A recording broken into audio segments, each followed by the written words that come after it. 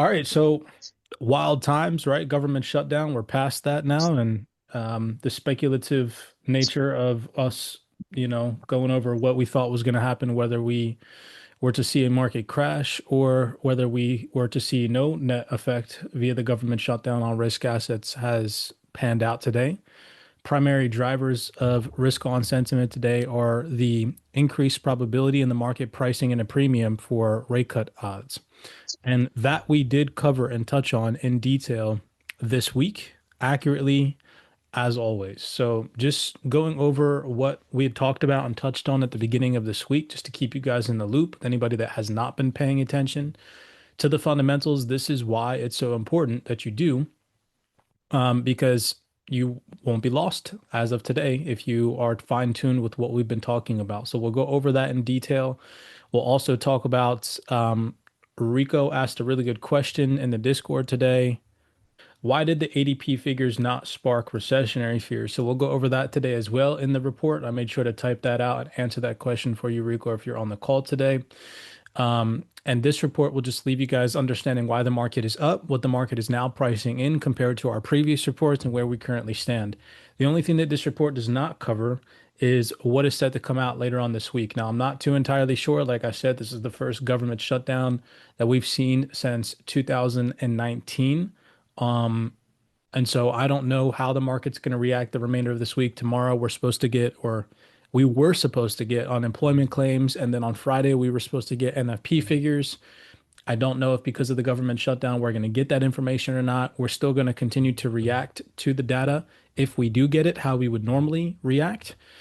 Cooling in the labor market without sparking recessionary fears will continue to drive the rate cut premium into the markets, pricing risk assets higher, weighing on dollar strength and favoring safe haven assets like gold or just pretty much any asset that hedges against a depreciating fiat dollar. So we'll talk about that. So let's just go back. Let's always revisit. Timestamps are very important to us in this community, just to show you guys that we are a community that does not present any hopium, any hype, any outrageous bullish bullshit to you guys. And we just try to keep you all fine-tuned with what's happening week by week. This was our Zoom call from the 28th of September at about 29 minutes and 37 seconds. This was our bullish trajectory for the week. Had we were to see an increased probability of the market pricing in rate cut odds. We mentioned the scenarios. We walked through those as a community together. Remember, we typed them out. We said one of the key contributing factors to supportive risk on environment would be cooling in the labor market that supports a soft landing narrative that does not stoke fears of a recession. And we had projected and highlighted that we were likely to pop back above the 3.9 to $4 trillion threshold before stalling out and needing another excessive bullish catalyst to take us into higher territory. And now that is reflected in current price action. This white line that we had annotated back on the 28th has been violated, and we have stalled out at about 3.97 to $4 trillion, give or take, depending on what metrics you're looking at. CoinGecko says we're back above 4 trillion. TradingView says we're at 3.97 trillion. Either way, the analysis was correct. We held above August and September lows, and we have rekindled some of last week's losses. All right. So nothing outrageous, nothing out of the norm. We are at where we projected we would be at if the market sentiment improved and risk assets favored the rate cut optimism this week. If we go back to our reports, this is our report from the 28th as well. And I gave you guys this breakdown. One key metric that I want you all to really pay attention to that we highlighted in that Zoom call was this number 4 right here, Fed path and market positioning. In this report, I specifically mentioned here, the CME Fed Watch tool still assigns an 85% chance of an October cut, but the odds profile could swing sharply depending on this week's numbers. I said here, if the odds of an October cut decrease closer towards 50%, expect dollar strength and consolidation or sell pressure in risk assets. And then I highlighted in bold for you guys. Inversely, if those odds increase coupled with elevated probabilities of rate cuts in 2026, we could see inflows back into risk assets. And that is exactly what we're seeing today. Then down here, I mentioned what to watch, key trading takeaways, and I specifically highlighted for you guys, if we see cooling without a collapse in JOLTS, ADP figures, or NFP figures, The market implications would likely be bullish for crypto, weighing on dollar, and supporting rate cut bets, just to put it very plain and simple for you guys, right? So you had the scenarios. If we go to our September 30th report, this is where we talked about in detail the odds that we were seeing before the data that we got today. Right here, I said the CME Fed Watch tool reflects indecision. We see the markets pricing in an October rate cut at an 88% chance and a December rate cut at a 30% chance. Now, if we fast forward to today, those numbers have increased. So our overall trajectory and our prediction that if we saw right here, probabilities elevate, higher probabilities of a Fed rate cut, markets are going to price that premium in and it's going to take risk assets higher. We're seeing that reflected in price action today. So let's break this down.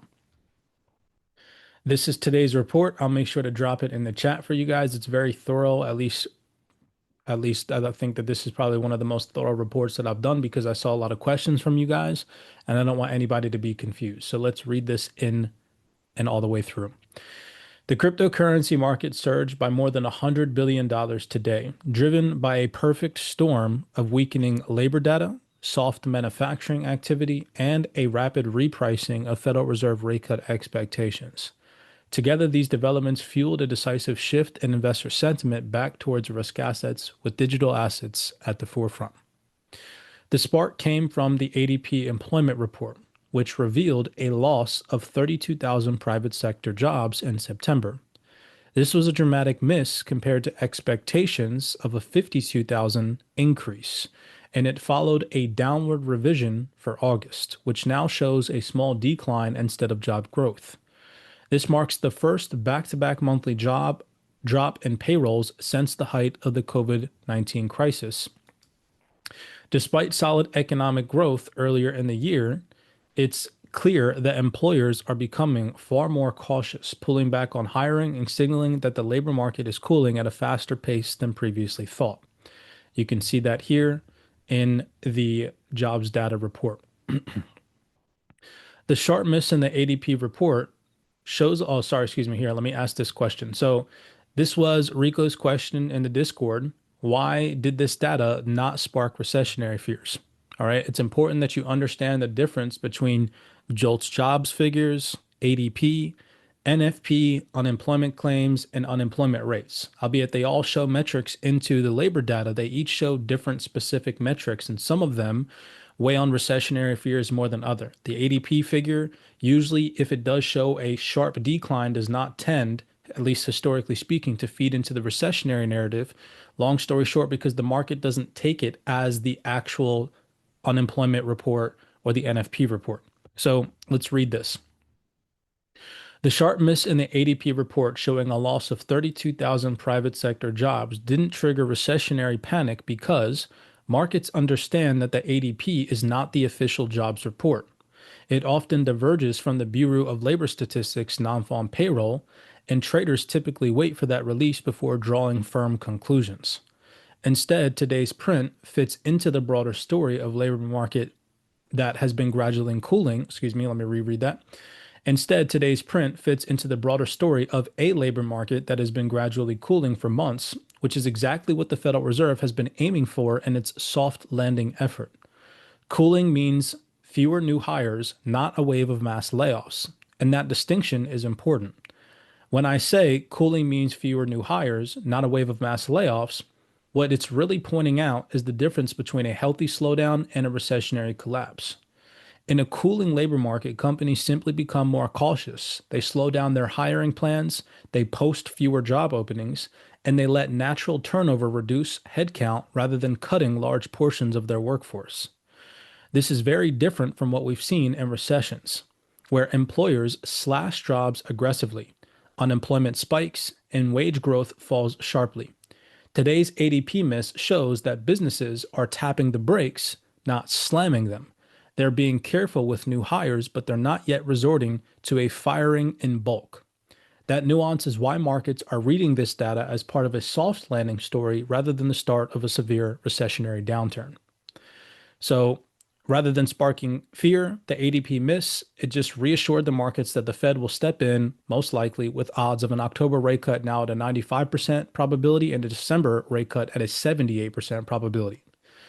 Other data as well, like the ISM manufacturing PMI at 49.1, showed weakness but not a collapse. While consumer spending and wages are still holding up, the key takeaway is that we're seeing cautious in hiring, not a crashing economy. That is very important in understanding the difference. That's why instead of recessionary panic, markets are leaning into the Fed pivot narrative, and that shift expectations fueled the risk on rally that lifted crypto more than $100 billion in a single day. So as we continue, you guys can see here in the report, it says, according to the CME Fed Watch tool, traders are now pricing in a 95% probability in October and a 78% probability in December. Whereas in our previous reports, remember, the market was only pricing in an 88 to 85% probability in October and a 30% probability in December. And now those odds have increased, and we're seeing that reflected in the pricing in of risk assets. Remember, the markets like to price things in advance. So that means once we actually get to October, I wouldn't be surprised if the markets rally if we continue to see that pricing in. But then when the market actually cuts rates in October, again, retail traders will probably think that the market's going to continue higher. We know that that's probably when the pullback will be so the market can refirm itself, readjust, right? Maybe, again, I don't have a crystal ball, but it's just likely. If that's what the market's pricing in now, it'll be a buy the rumor, sell the news event like it usually is. Adding to the picture was fresh data from the ISM manufacturing PMI figures. The September reading came in at 49.1, a slight improvement from August's 48.7, but still firmly in contractionary territory. Under the surface, the details were less encouraging. It's very important that you understand, albeit even though the data ticked up from previous readings, it's still showing signs of coming out in contractionary territory. So here this reads. The reading marked the seventh consecutive month of contraction. Though it was the strongest in the current downturn, the rebound in production, 51.0 versus 57.8, was offset by a decline in new orders, which was 48.9 versus 51.4. Employment also continued to fall, albeit at a slower pace, at 55.3 versus a 43.8, while customers' inventories were at a 43.7 versus a 44.6, and order backlogs were at a 46.2 versus a 44.7, also contracted. So remember, I've told you guys that you don't need to pay attention to all these little tiny 44.5s and 62.7s and all this stuff. Just pay attention to key vocabulary. You can see the word contraction at least 3 different times in this report right here. That right there shows you guys that the data did not come out relatively upbeat.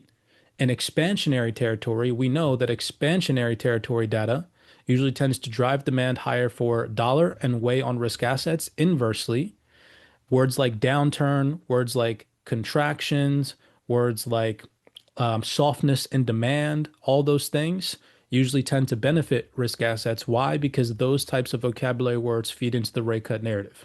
And if you understand that, you understand these reports. It's very easy, right? So I said here, new orders slipped back into a decline after a brief rebound. Export demand weakened further and inventories contracted at a faster pace. While production and employment indexes showed modest improvement, the broader tone still suggests that the sector remains under pressure, weighed down by tariffs, high costs, and subdued demand. In fact, respondents to the survey pointed to depressed business conditions, weaker orders, and rising price pressures as key challenges heading into the end of the year. Now, for any future reference, if you guys come over to the actual PMI report, you can come down to the bottom of the report and it actually gives you footnotes as to how the data came out without confusing you on a whole bunch of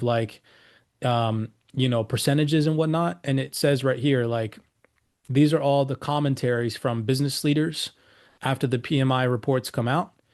And if you just pay attention again to the key vocabulary on Forex Factory, if you're reading it and just looking at the data, it might look like the data came out stronger. But if you actually look at the sentiment that the data delivers, it wasn't really that optimistic. Okay, so that feeds into the rate cut narrative. And again, rate cut narrative improving favors risk on sentiment. All right. So just to show you guys that we had talked about this. The combination of deteriorating labor market data and sluggish manufacturing data has validated what we outlined in previous reports, that if Fed rate cut expectations climbed, the door would be open to a risk-on rally. And that was again back from our 28th September report. Here is what our market projection was, again, just to reiterate, on September 28th. And now here is where the market's currently at as of October 1st. So nothing out of the norm. We do this quite often in this community, just to keep a level head and keep us focused on what's going on in the now. All right. So that is it for today's fundamental backdrop. Very simplistic and easy to understand. I will drop this in the report for you guys so that way you can thoroughly read it yourselves. I've also annotated a same breakdown as the one above, but instead of it in paragraph format, into bullet point format. So that way you guys just have little tiny analog bullet points to hit on why the market rallied today. So moving forward,